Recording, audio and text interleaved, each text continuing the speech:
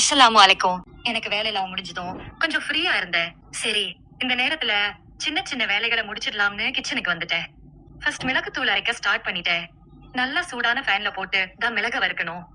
வெடிச்சு வந்ததும் ஆற வச்சுட்டு அரசரணும். கடையில வாங்குறத விட வீட்ல பொடி பண்ணி வச்சுக்கிறது தானே நல்லது. நான் எப்பவுமே வீட்லயே அரைச்சு வச்சுக்குவேன். அடுத்து கிரீன் சால்ட் அரைக்கிறதுக்காக பேன் நல்லா சூடானதும் உப்பு போட்டு நல்லா வறுத்து எடுத்துக்கிறேன். ரோஸ்ட் பண்ண ஆரம்பிக்கும் போது கரண்ட்ல ஒட்டிட்டு இருக்கும். போக போக உப்பு ஒட்டாது. வறுபட்டதும் தனியா ஆற வச்சுட்டு அதே பேன்ல காய வச்ச புதினா மற்றும் முருங்கைக்கீரை இலைகளை சேர்த்து வறுத்துக்கிறேன். எனக்கு தனியா முருங்கைக்கீரை சாப்பிட அவ்வளவா பிடிக்காது.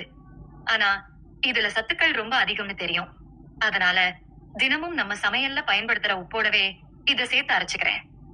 ரோஸ்ட் ஆனதும் இதையும் ஆற வச்சுக்கலாம். அதுலயே உப்பையும் போட்டு நல்லா மிக்ஸ் பண்ணி அரைச்சு எடுத்தா கிரீன் சால்ட் ரெடி. கீரையோட டேஸ்ட் அவ்வளவு தெரியாது. பட் அதோட ஹெல்த் பெனிஃபிட் நமக்கு குறையாம கிடைக்கும்.